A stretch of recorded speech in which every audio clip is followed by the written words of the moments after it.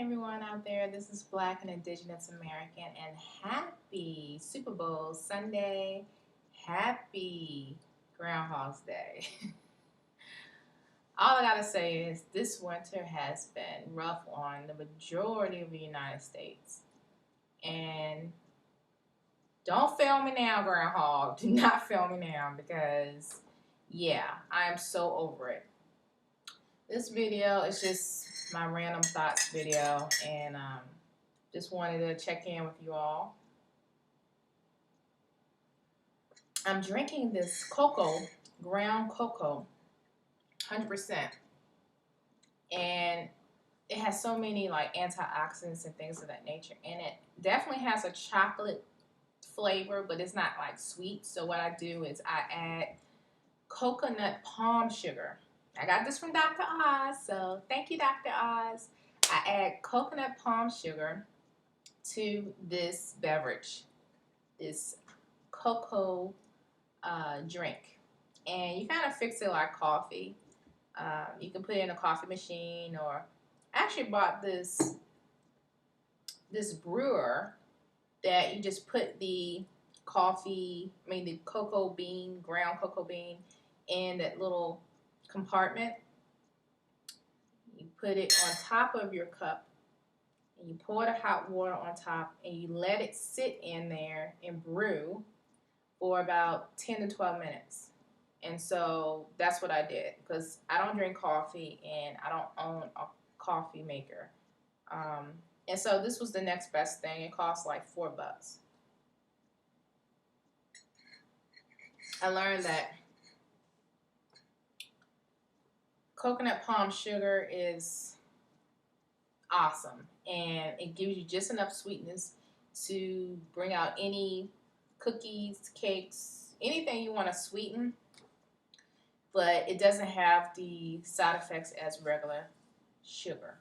Okay, apparently, according to Dr. Oz, it's awesome for people who suffer from diabetes. So, diabetes run in my family, and so I'm trying not to consume too many sweets. Obviously, fruits and things of that nature has,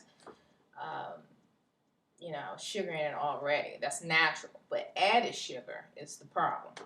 So yeah, people, coconut palm leaf sugar. Yeah, coconut palm leaf sugar. I got it from Wegmans. Well, actually, I got it from another store called, what is it called? Fresh Market.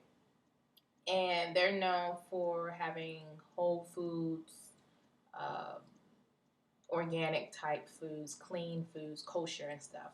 And so then today I went to Wegmans and I was like, let me see if they have it, because they didn't have it last week. Well, now they sell coconut palm leaf sugar. So I suggest you all go out there, and it's about $5 a bag. I don't even know how many ounces, but it's about this big of a bag. If you are a cook, then you might have to buy a couple of bags more often than me, because I don't add sugar to a lot of stuff.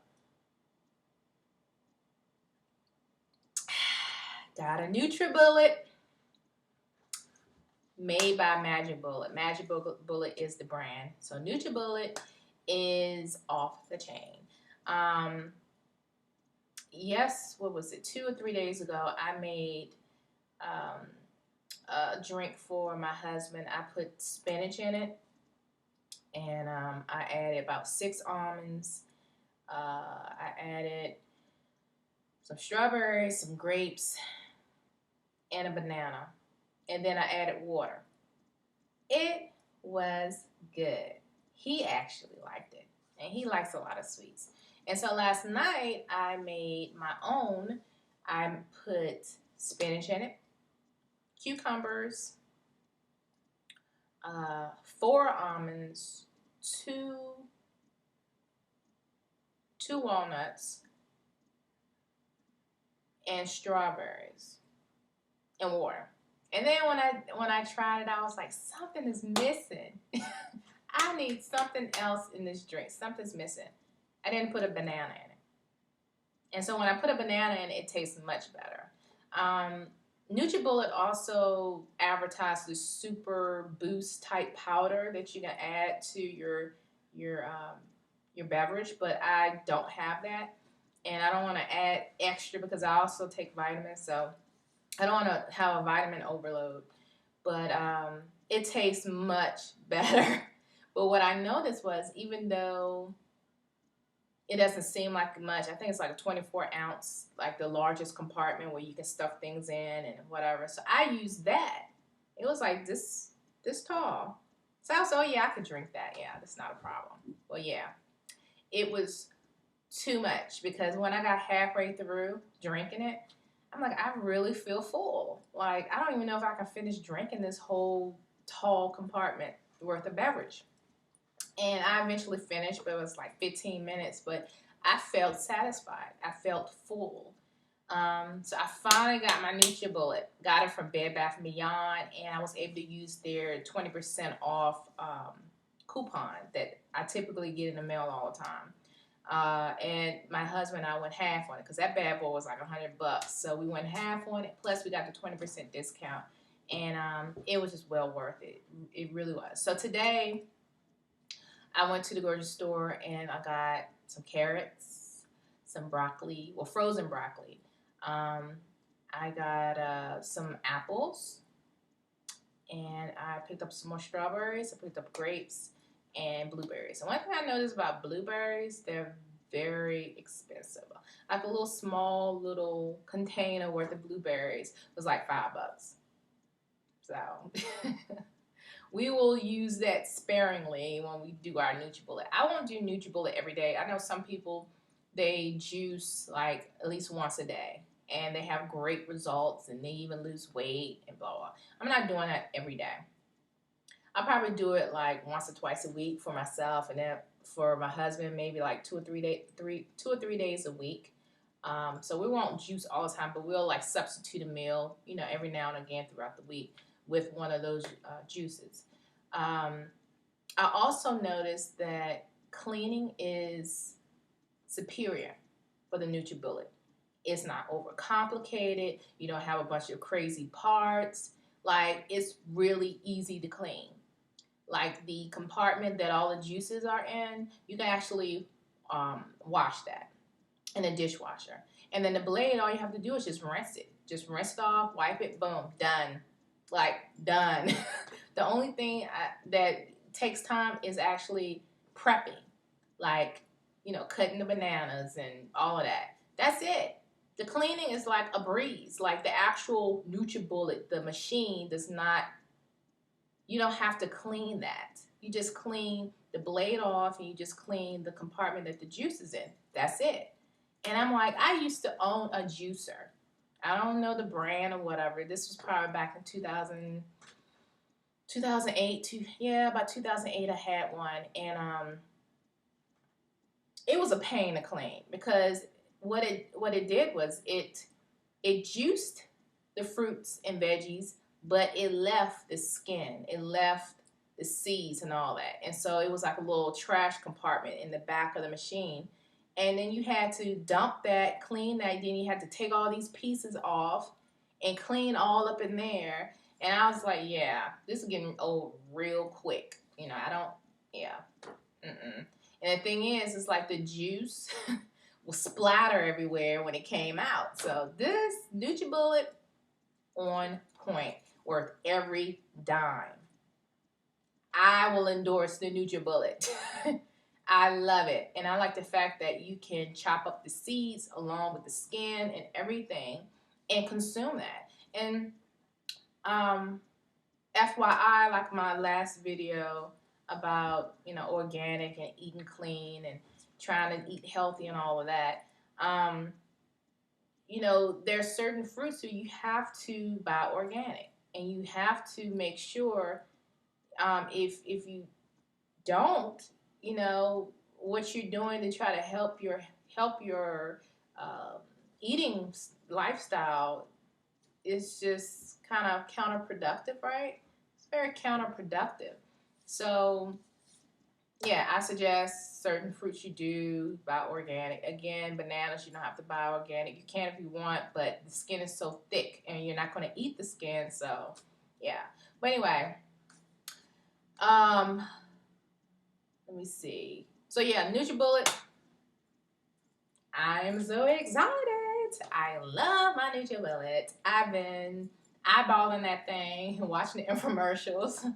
But yeah, we finally got it, and it's awesome, and it's so much better than a lot of the juicing machines out there. And the one that I specifically use, I use a few times, and I was like, yeah, this nah, yeah, this is just too much work. And the skin, like I said, the skin in um, some fruits that have seeds in it. For instance, grapes. You can get grapes with seeds in it. I buy seedless typically, but if you get grapes with seeds in it, you can just throw them bad boys in the machine as well, and they'll chop it all up. And a lot of nutrients is coming from the seeds.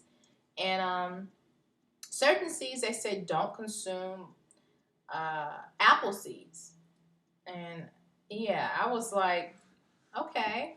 Yeah, the apple seeds has some kind of chemical in it that we as humans are not designed to consume, because the apple is just powerful anyway, but that seed, yeah, it's just too much going on, too many chemicals, and you can look that up, figure out what that is. But yeah, so you have to make sure you don't put apple seeds in it. Okay. Oh, I forgot to mention that I also added yeast powder to my drink last night. You know, the drink I said I had spinach, cucumbers, banana, strawberries, 4 almonds, 2 walnuts, and like I said, I added yeast powder. And yeast powder, I discovered, and I just bought maybe 2 weeks ago, and it's awesome. Yeast powder is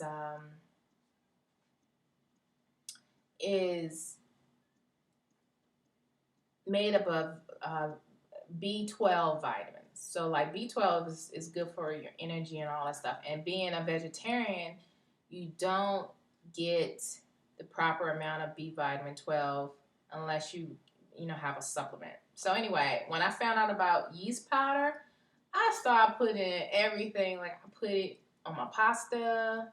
I put some on my Chipotle because once a week I treat myself to Chipotle, and I get that veggie bowl. But I don't put the guac on it, the sour cream and all that. I do put a little cheese on it, but that's what I used to get. So I put a little bit on that. Oh, quinoa. Quinoa. Quinoa is packed with proteins and other nutrients. And so, again, as a vegetarian, I've learned the hard way that, yeah, I need to consume more protein, because my hair has been telling me over the years that I need protein. And see, the thing is, I started, restraining from eating meat back in 2009. Um, and, over the years, I made bad habits trying to avoid meat, but, consuming bad other things that I shouldn't, or too much of it. So it was counterproductive, to say the least.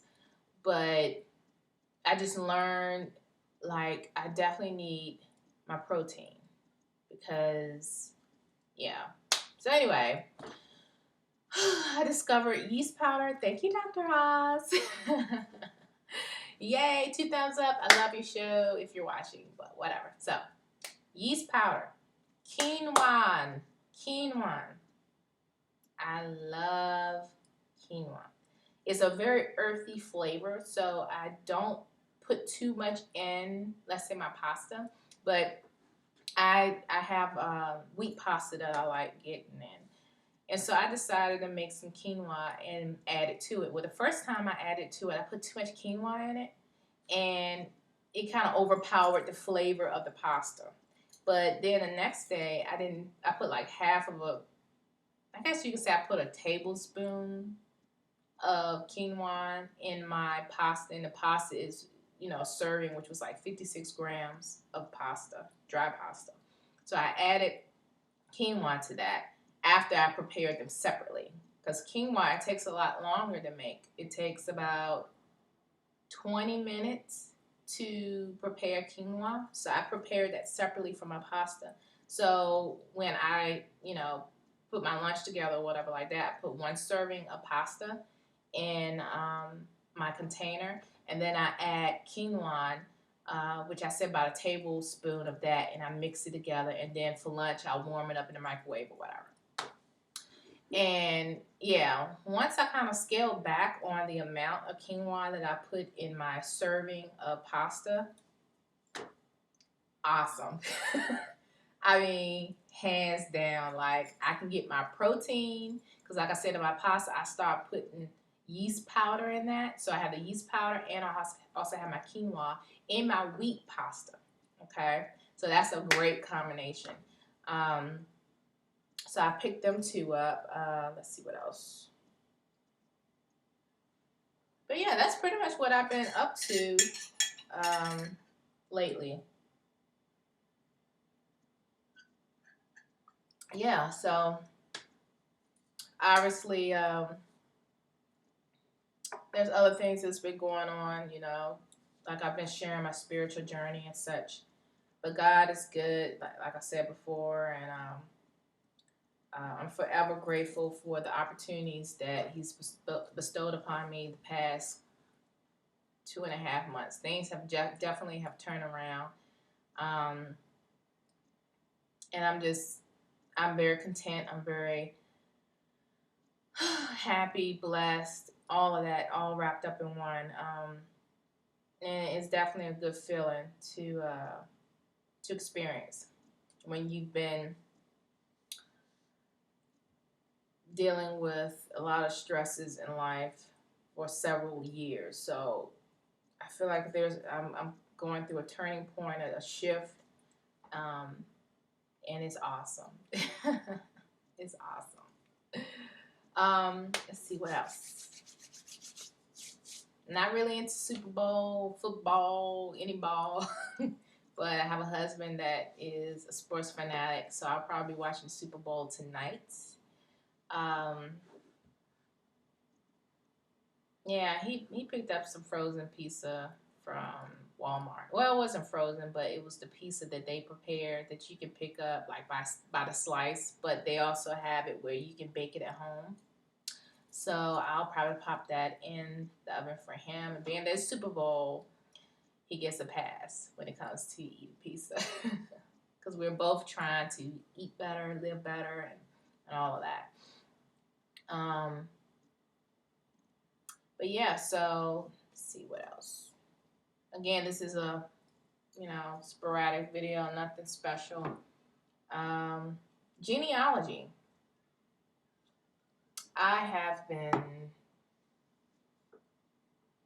missing in action with that, and it's been a few months since I really dove into it again. I apologize that I haven't, shared any more information about genealogy and things of that nature, because just everything else in life has been very overwhelming, and so that was kind of put on the back burner. I'll probably get back into that again within the next couple of months. It's just I wanted to get my house in order and get things underway, and just one thing about genealogy is a daunting, ongoing task. So things like that, researching and stuff, I will have to put that to the side until I have the time and the energy to dive back into it again. And sometimes when I dive back into it after,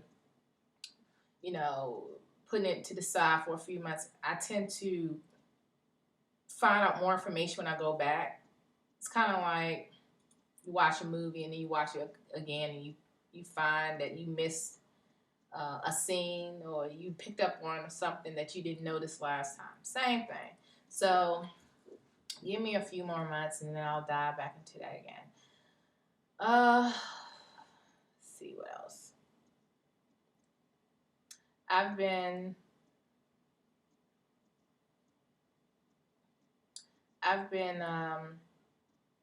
reading up on, news, local news, Native American country news or Indian country news, and I definitely am disturbed, and I talked about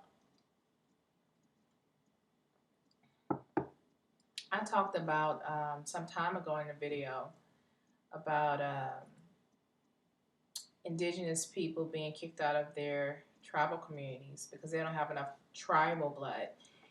So came across another article, Indian country, and it was about adoption and how Native children within their tribes are being taken away from their tribal community and being assimilated into American culture or whatever. Let's just say white folks' houses, because something happened or maybe something didn't happen. But this is the bottom line. This is the bottom line. The bottom line is that for every child that's taken away from the tribal community, they are stripped of their tribal rights to land and money. And the more Native American children that are taken away and assimilated outside of their tribal community, the more money these state workers and the government are getting.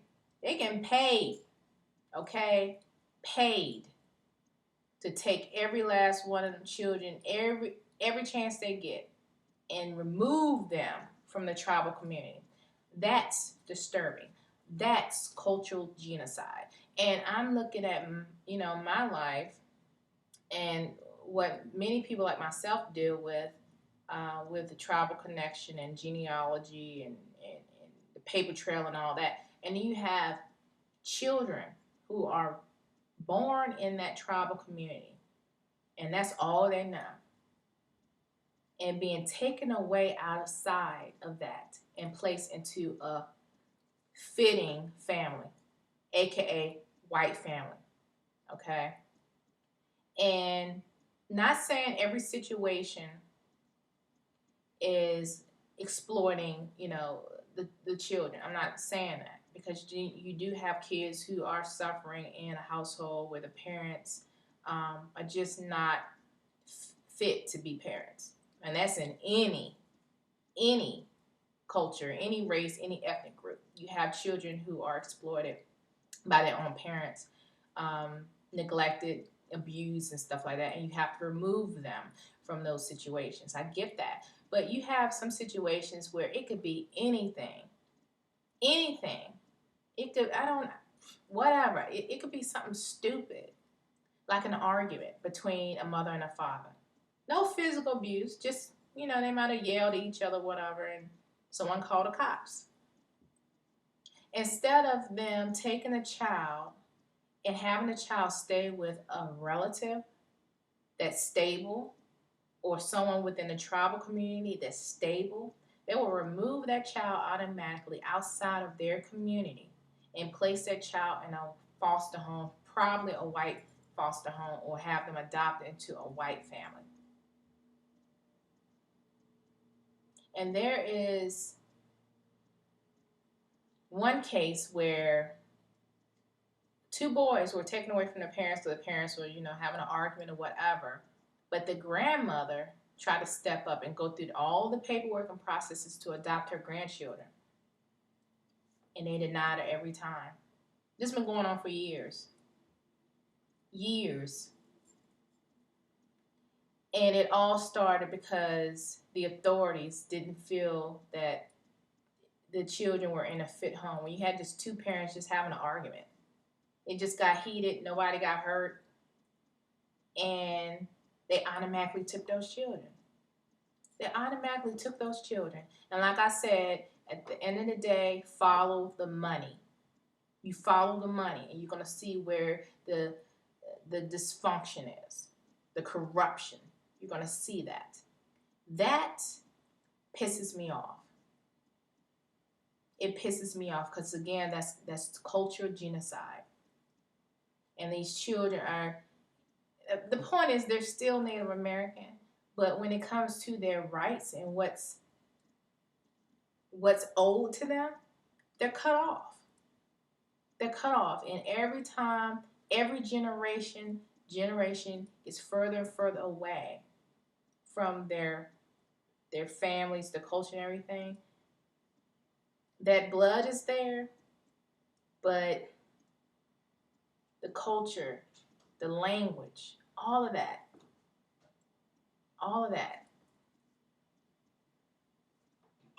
is gone.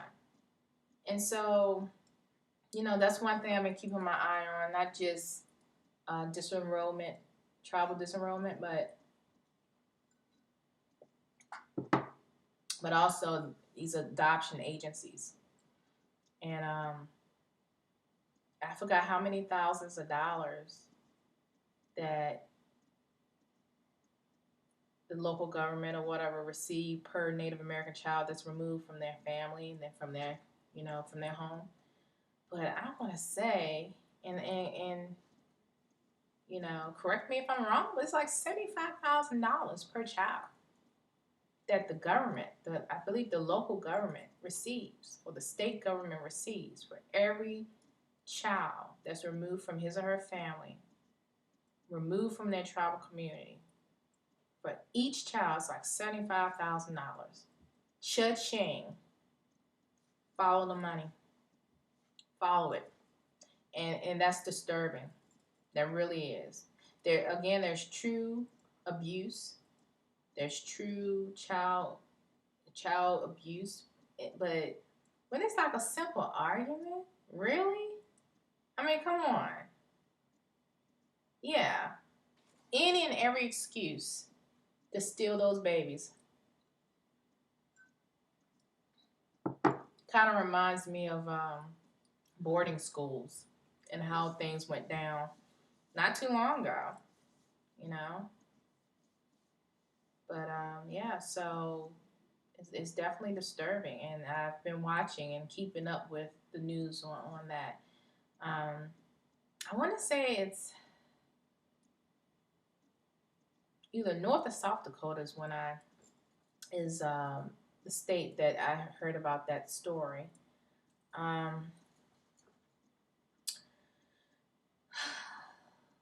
Yeah, Virginia has a state-recognized tribe that is almost at the stage of being federally recognized, the Powhatans. Is it the Powhatans or the Pamunkeys? I think of the Pamunkeys. I might be wrong. Let me double check. Make sure I am not giving you the wrong information. Let me see.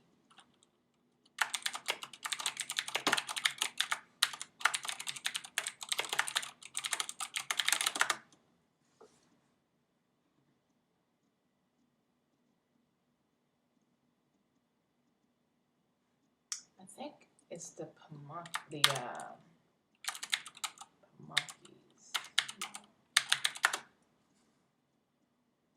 I believe so. Yep, I believe. Yeah, Pamunkey. Yep. And Indian Country actually did an article on the Pamunkeys. Pamunkey Indian tribe, one step closer to federal recognition.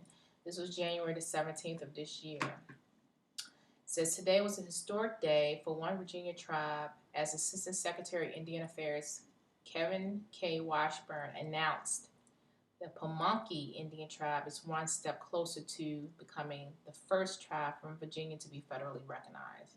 And I'm just going to stop there. I'm not going to read the whole article. You can find it. Again, it's on Indian Country today. MediaNetwork.com or Indian Country or whatever. This is my take on it.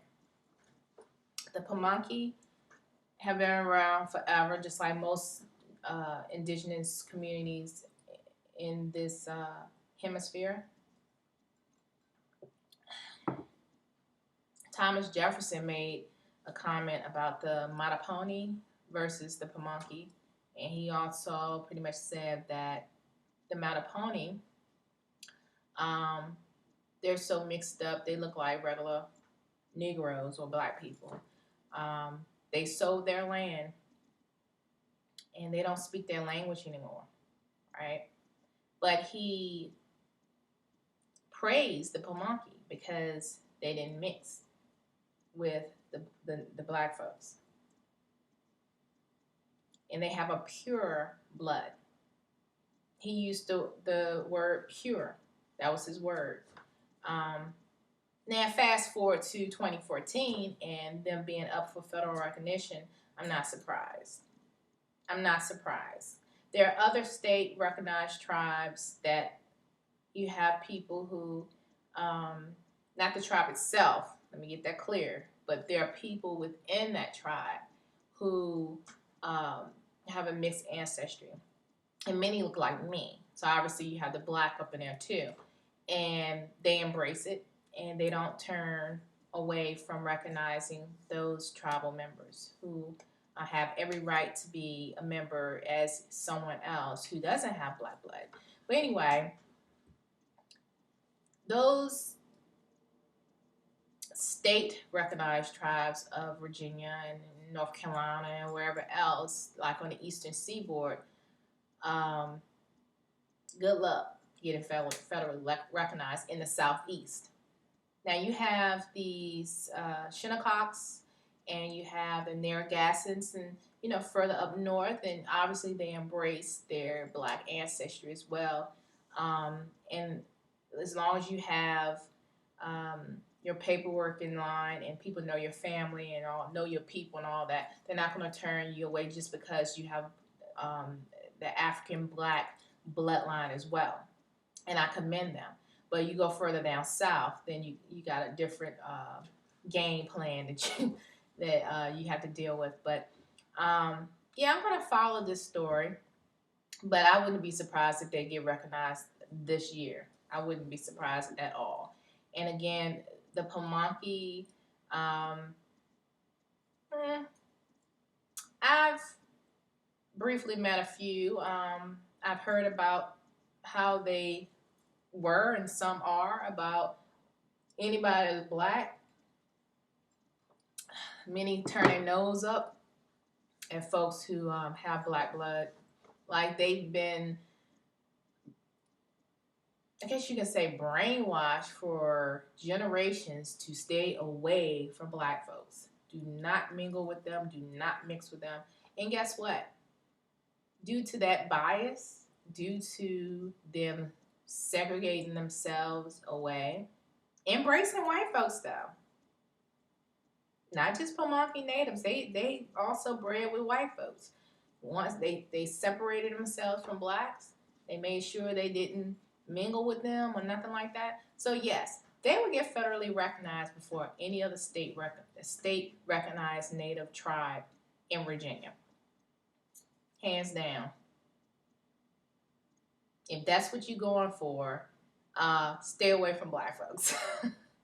And years ago, when I really started focusing on genealogy and all of that, I was told by some associates, and much older than me, and they've been on walking the red road for years and all that, and they was giving me the inside scoop. And in reality, they pretty much was like, if you trying to do this, you need to give up being black.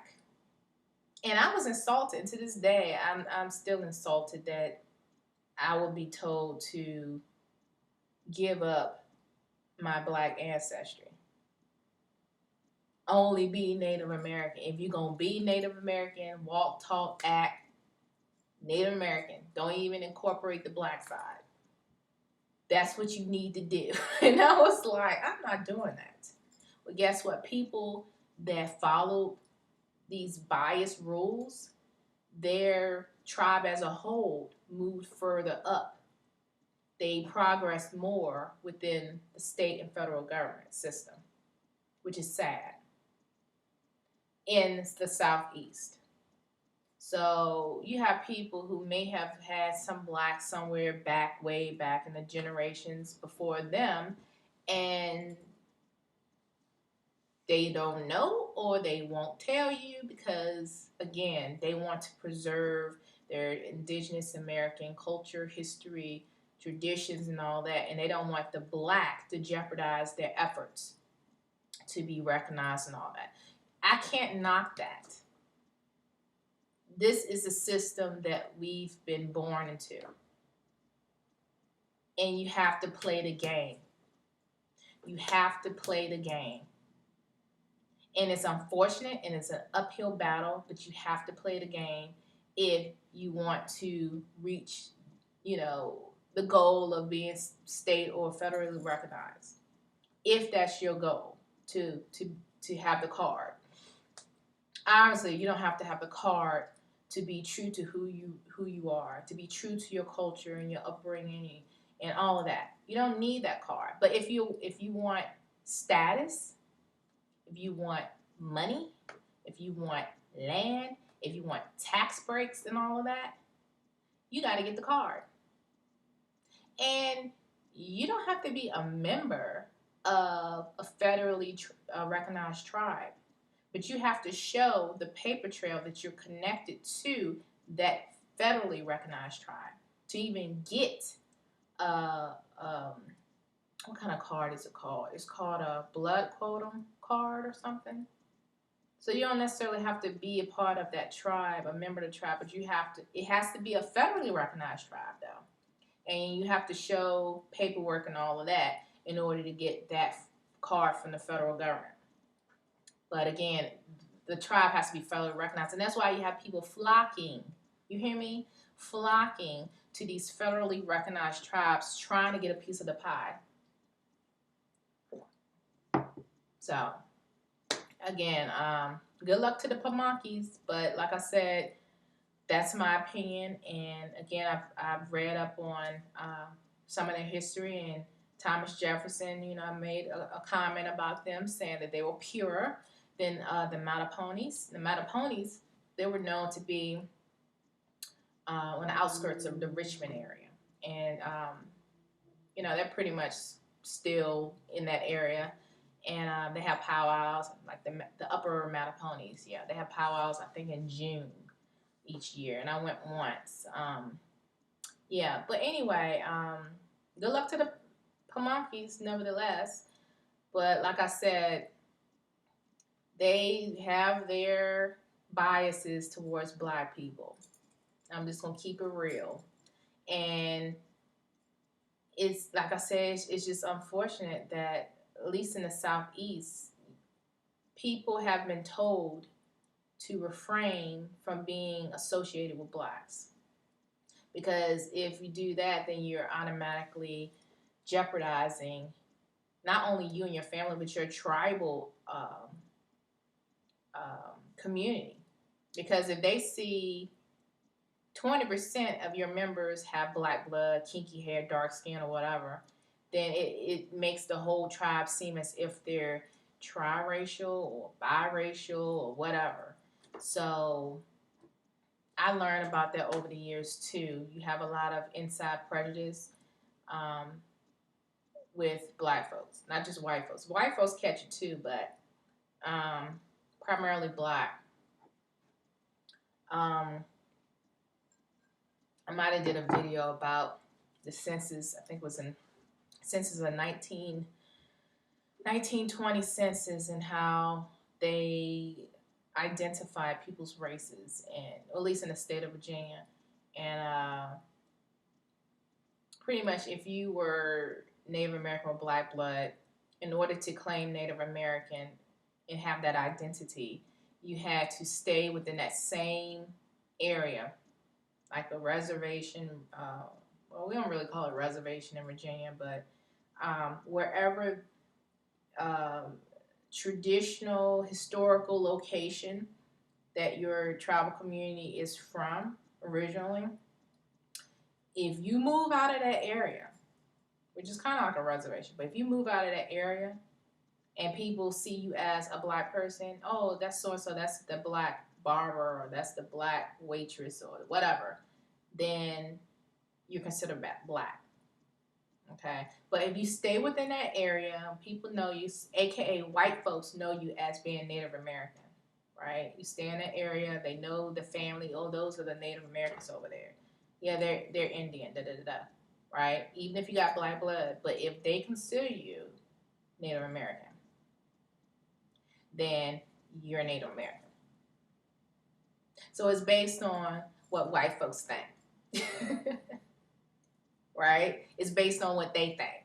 So you got to keep that in consideration too. But yeah, so that's what I've really been keeping up with as far as Indian country. Um, I'm reading some articles, and this is just my opinion about that. But again, Virginia Pamunkey tribe is up for federal recognition, and they'll probably get it very soon. And again, because they got the historical location, paperwork, family tree, all of that stuff, and very, very, very, very, very little black, if any, within their community. They're going to get it. They're going to get it.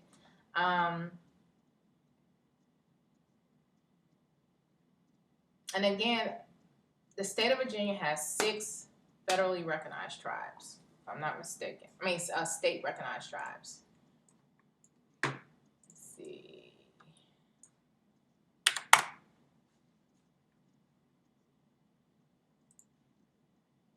I believe, yeah, it's 6. Let's see, 1, 2, 3, 4, 5, 6, 7, 8, 9, 10. No, it's 11.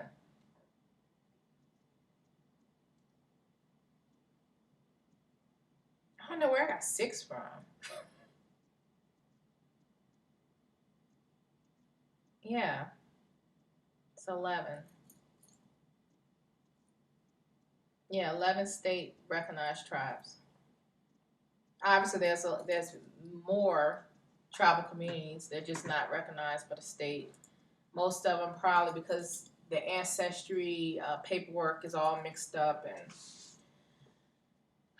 and I might have mentioned this in another video, but I did some research looking at the African slave records of the 1700s for the state of Virginia, and they put all the slaves' records in the African American slave records. Okay, so let's get that clear. For the state of Virginia, if an ancestor was seen, or if an ancestor was a slave or an indentured servant, he or she will be recorded with the African or black slave records.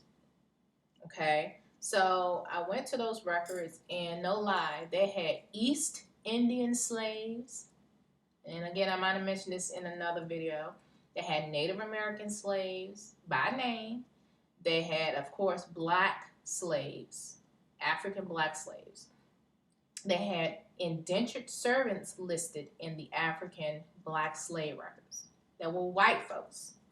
Most of them were white. Indentured servitude was most of them were poor white people trying to pay off a debt, and so they will work for the slave master for 7 years to pay off the debt, and then they can go on by their business. So they weren't considered slaves, but I mean, obviously, if you owe somebody, you're considered like a slave, right?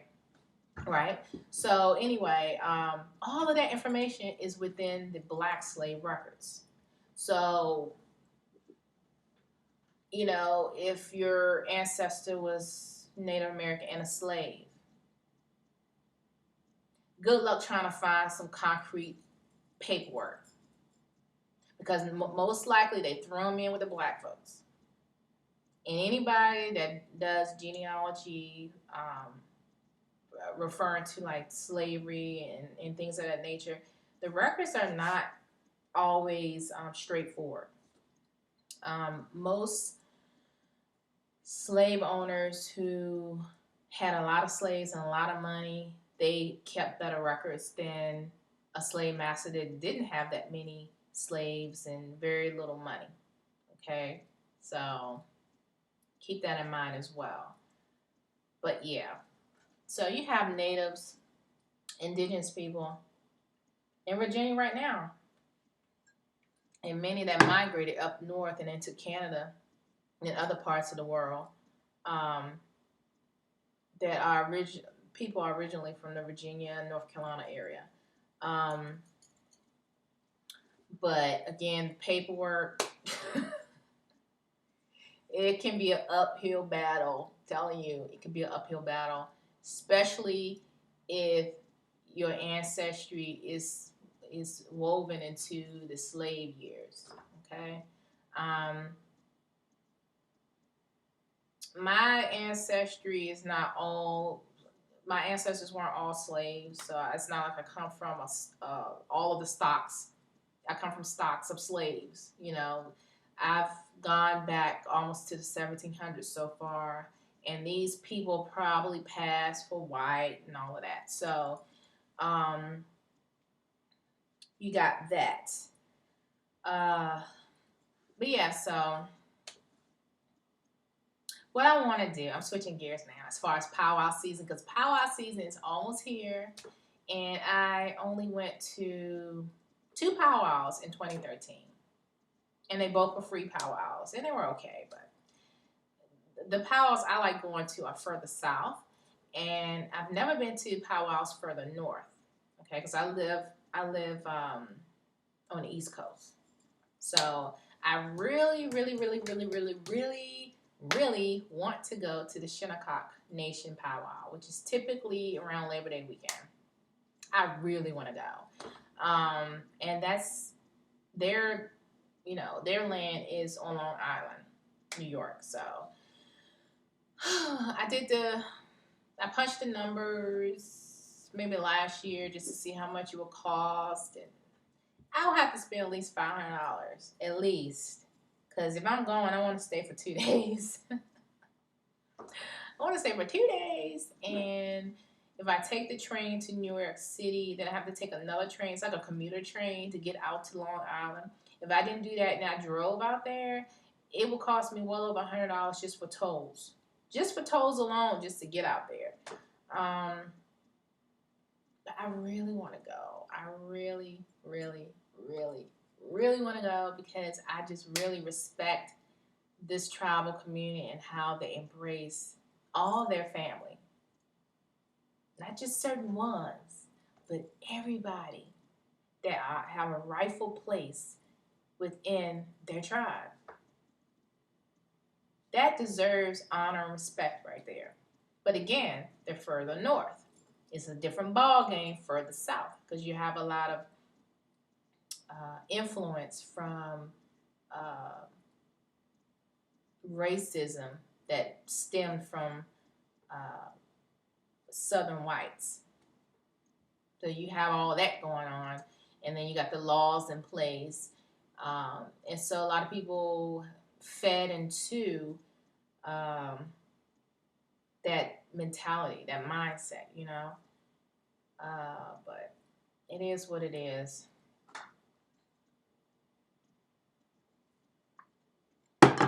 Anyway, I'm done with this video. I've just been all over the place with topics of discussion, and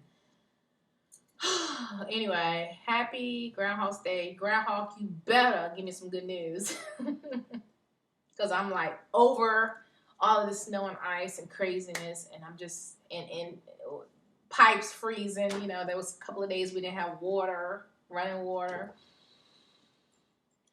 So I was like, okay. I don't like spring because of my allergies. Sometimes I have, allergies, itchy eyes and stuff. But you know what? I'm looking forward to spring this year. I just want 50-degree weather. I don't have to wear gloves and earmuffs and shovel and watch where I step because I don't want to slip and fall. I'm just so over it. And I definitely don't like the summer because it's just too hot. But you know what? I just don't want to be dealing with 3 degrees weather. Like one day, it literally was colder than it was in Alaska. And this is wintertime Alaska, okay? And we had colder weather than Alaska. So yeah. Groundhog, you better give me some good news. But anyway, take care, be blessed. Thanks for listening. Bye-bye.